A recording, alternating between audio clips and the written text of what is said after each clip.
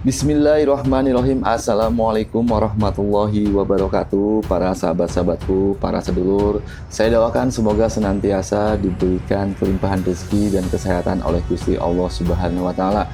Para sahabatku, jika berkenan silahkan klik tombol subscribe di bawah ini. Terima kasih banyak telah mensupport perkembangan channel saya. Saya doakan semoga Gusti Allah memberikan kebaikan-kebaikan kepada para sedulur, para sahabat-sahabatku semua sekalian. Karomah yang kelima, telepati jarak jauh.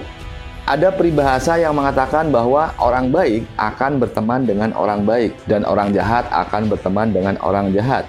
Karena karakter manusia itu cenderung akan lebih nyaman dekat dengan orang yang satu visi misi dengannya.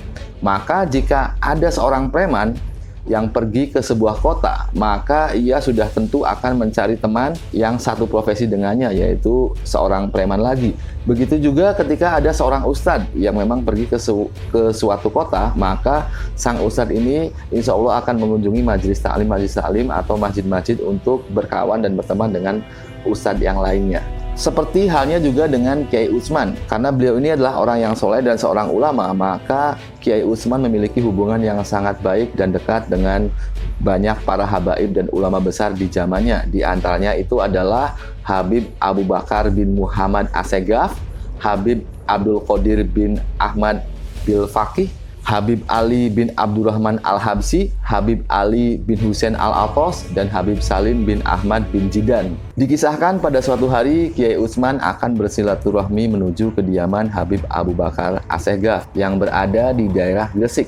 Sedangkan rumah Kiai Utsman itu berada di daerah Surabaya atau berjarak sekitar 24,7 km dari rumahnya. Kiai Utsman itu menempuh perjalanan tidak menaiki kendaraan tetapi hanya dengan berjalan kaki saja. Namun rupanya cuaca alam pada saat itu kurang begitu bersahabat. Tiba-tiba di tengah perjalanan turunlah hujan yang sangat lebat ditambah dengan petir dan juga angin yang begitu kencang. Pada saat itu belum musim HP atau handphone sehingga Kiai Utsman tidak memberitahukan rencana kunjungannya ini kepada Habib Abu Bakar Assegaf. Akhirnya ketika waktu sudah mulai larut malam dengan keadaan yang basah kuyup, Kiai Utsman akhirnya sampai juga di kediaman Abu Bakar Assegaf. Begitu sampai di depan rumahnya, beliau langsung disambut oleh penjaga pintu rumah sang Habib sembari mengatakan bahwa Habib Abu Bakar Assegaf sudah sejak tadi menunggu kedatangan beliau dengan penuh kegelisahan dan kekhawatiran. Ini adalah hal yang aneh, bagaimana bisa Habib Abu Bakar Assegaf ini bisa mengetahui bahwa Kiai Utsman sedang perjalanan menuju rumahnya. Sedangkan pada saat itu Kiai Utsman tidak memberikan kabar rencana kunjungannya. Ternyata intuisi dan naluri seorang wali akan selaras dengan wali yang lainnya, sehingga tanpa ada alat teknologi seperti handphone, Android, dan lain sebagainya, mereka bisa saling berkomunikasi. Wallahu a'lam bishawab. Karomah yang keenam, menyeberang lautan dengan sekejap. Ada sebuah kisah yang menarik yang tertuang di dalam buku Syekh Ahmad Ridwan Hayatuhu wa Atsaruhu, karya Dr. Muhammad Fuad Syakir. Dan kisah ini juga sempat diceritakan oleh Syekh Imamuddin pada saat haul Syekh Ahmad di Luxor. Dikisahkan sekitar tahun 1660-an, Al-Azhar itu mengutus kunjungan delegasi pengajarnya ke Indonesia. Salah satu rombongan Al-Azhar tersebut itu bernama Syekh Al-Quds. Pada saat pengabdiannya telah selesai, kemudian rombongan Al-Azhar ini bersiap kembali pulang ke Mesir. Bandara yang ditunjuk oleh rombongan berada di luar pulau yang mereka singgahi. Karena ada kendala masalah transportasi yang membuatnya terlambat, akhirnya Syekh Qut ini tertinggal oleh rombongan. Saat Syekh Qut sedih karena tertinggal, datanglah Syekh Utsman menenangkan dirinya. "Kenapa Anda nampak sedih dan bingung, Syekh?" tanya Syekh Utsman kepada Syekh Qut.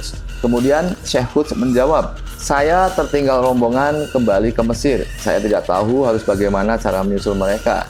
Jawab Syekh Qut. "Ya sudah, mari ikut saya," kata Syekh Utsman. Kemudian keduanya berjalan kaki beberapa menit. "Rombongan Anda sudah ada di depan itu, lekas segera susulah," ucap Syekh Utsman. Masya Allah, ternyata keduanya sudah menyeberangi lautan dan sudah sampai ke bandara. Sebelum berpisah, Syekh Utsman berpesan agar disampaikan salamnya kepada Syekh Ahmad Ridwan Luxor. Namun, pada saat itu, Syekh Quds lupa tidak menyampaikan salam sampai dengan 5 atau 6 tahun lamanya, hingga beliau bertemu dengan Syekh Ahmad Ridwan. Bukankah ada amanah yang belum Anda sampaikan ke saya? Tanya Syekh Ahmad Ridwan. Amanah apa, Syekh? Tidak ada, jawab Syekh Quds. Kemudian Syekh Ahmad Ridwan ini membiarkan Syekh Quds untuk berpikir. Setelah membiarkan untuk berpikir dan tidak kunjung juga ingat dengan amanahnya, kemudian Syekh Ahmad Ridwan mengangkat tangannya dan meminta Syekh Quds untuk melihat pada telapak tangannya. Keajaiban pun terjadi. Di sana terlihat lokasi saat Syekh Utsman menolong Syekh Quds dan berpesan agar disampaikan kepada Syekh Ahmad Ridwan. Sejak saat itu, Syekh Quds benar-benar percaya bahwa karomah yang dianugerahkan oleh Allah kepada para wali-wali Allah itu benar-benar nyata. Karomah yang ketujuh, air teh jadi bensin. Kisah ini diceritakan oleh salah seorang sopir dari Kiai Utsman bahwa pada saat di tengah perjalanan dari daerah Rejoso menuju ke Surabaya, tiba-tiba mobil yang dikendarai oleh Kiai Utsman ini bensinnya kehabisan. Pada saat itu hendak membeli bensin, namun sayangnya uangnya juga kehabisan karena seluruh uang yang dibawa oleh Kiai Utsman telah diserahkan ke pondok. Kemudian mobil menepi ke pinggir jalan dan Kiai Utsman berpikir sejenak, kemudian berkatalah Kiai Utsman ini kepada sopirnya, begini saja, tangki mobil itu diisi dengan air teh tanpa gula secukupnya. Awalnya si sopir ini merasa kebingungan dengan ucapan sang kiainya, karena secara logika bagaimana mungkin bahan bakar atau bensin itu bisa digantikan dengan air teh. Namun karena sopir ini percaya bahwa Kiai Utsman ini memiliki banyak sekali karomah, maka perintah itu akhirnya tetap dilaksanakan dengan sepenuh hati. Kemudian si sopir ini keluar dari mobilnya setelah mengisi tangki mobilnya dengan air teh. Kemudian sopir ini kembali masuk ke dalam mobil dan kemudian Kiai Utsman kembali bertanya kepada si sopir ini, apa sudah kau isi bensin? Si sopir ini kemudian menjawab, mobil sudah saya isi dengan teh sesuai dengan dawuh Yai. Kiai Utsman kemudian berkata lagi, ya sudah, hayu berangkat pulang ke Surabaya. Ketika mobil mulai di starter, keajaiban pun terjadi. Mesin mobil itu benar-benar bisa hidup.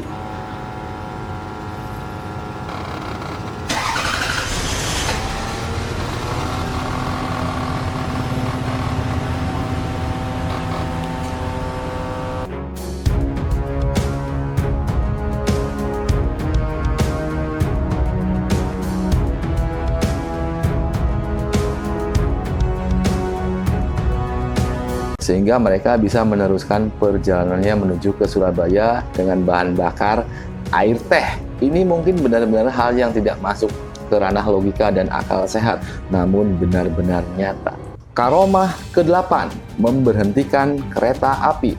Dikisahkan pada saat Kiai Utsman hendak pergi ke Jakarta naik kereta api untuk menghadiri Maulid Nabi Muhammad SAW dan Haul Habib Ali Al-Habsyi di daerah Kuitang, Jakarta. Ketika kereta api berada di antara Cirebon menuju ke Jakarta, karcis sang kiai ini diperiksa oleh polisi PJKA dengan sangat ketat, termasuk kartu tanda pengenal beliau yang akhirnya polisi kemudian memaksa Kiai Utsman untuk menemuinya di restorasi untuk diinterogasi. Perlakuan tidak menyenangkan dari petugas PJKA ini tentunya membuat beliau tidak merasa nyaman, sehingga Kiai Utsman kemudian berkata, perbuatan ini itu menunda sampainya kereta api ini ke Jakarta. Setelah berkata demikian, tiba-tiba saja keanehan pun terjadi. Secara spontan, kereta api itu mendadak langsung berhenti tanpa sebab musabab yang jelas. Anehnya lagi, semua hubungan interlokal maupun bukan interlokal terputus sama sekali dengan stasiun. Kebetulan di kereta api yang sama tersebut, tepatnya di belakang berbeda gerbong dengan Kiai Utsman, itu ada Habib Abdul Hadi bin Abdullah Al-Hadar dari Banyuwangi beserta rombongannya. Maka setelah kereta api itu macet selama sekitar 1 jam, maka sang Habib ini berkata kepada rekannya, jam berapa sekarang? Pergilah ke Kiai Utsman dan mintalah barokah Fatihah kepada beliau agar kita tidak terlambat. Akhirnya orang yang disuruh oleh Habib Abdul Hadi bin Abdullah Al-Hadar dari Banyuwangi ini kemudian menemui Kiai Utsman dan menyampaikan pesan sang Habib. Rupanya Kiai Utsman baru tersadar bahwa kemacetan kereta api ini ada kaitannya dengan ucapan beliau, sehingga beliau kemudian istighfar dan setelah beliau membaca Al-Fatihah, benar saja keajaiban pun terjadi. Secara spontan, kereta api itu tiba-tiba hidup dan berjalan kembali. Janji Allah dalam hadis qudsi adalah benar adanya bahwa jika dia meminta kepadaku, sungguh aku akan mengabulkannya. Dan jika meminta perlindunganku, maka sungguh aku akan melindunginya. Maka ucapan seorang waliullah itu benar-benar mustajab dan akan dikabul oleh Allah Subhanahu wa Ta'ala. Entah itu perkara yang baik atau perkara yang tidak baik atau hal yang buruk sekalipun, maka niscaya pasti akan terjadi. Maka janganlah kita berlaku kurang baik kepada orang soleh dan waliullah, karena doa dan ucapan mereka itu sangatlah mustajab dan dikabulkan oleh Allah Subhanahu wa Ta'ala. Karomah yang ke-9, menyembuhkan sakit mata.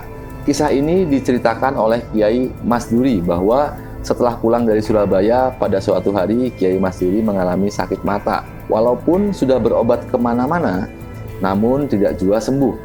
Yang aneh adalah setiap hari Kamis dan Jumat, sakit matanya ini mendadak sembuh dengan sendirinya. Dan pada hari Sabtu, Minggu, Senin, Selasa, dan Rabu, sakit matanya itu kembali kambuh lagi. Kejadian tersebut terjadi terus-menerus sehingga pada suatu malam Jumat, Kiai Masduri mencoba bertawasul dan berhadoroh dengan membaca Al-Fatihah, kemudian membaca silsilah. Maka pada malam itu juga tiba-tiba ia bermimpi berjumpa dengan Kiai Utsman. Di dalam mimpi tersebut, Kiai Utsman bertanya kepada Kiai Masduri, "Apakah kamu sedang sakit mata? Apakah yang sakit itu adalah di mata sebelah kanan?" Kemudian Kiai Masduri menjawab, "Iya betul Kiai." Maka kemudian mata sebelah kanannya diobati oleh Kiai Utsman dengan mengusapnya menggunakan jari-jarinya, yang ternyata alhamdulillah besok paginya saat bangun tidur sakit matanya sudah benar-benar sembuh. Pada saat keesokan harinya, yaitu pada hari Sabtu, Kiai Masduri memutuskan untuk sowan atau mengunjungi Kiai Utsman. Lalu ia pergi ke Surabaya untuk menjumpai beliau.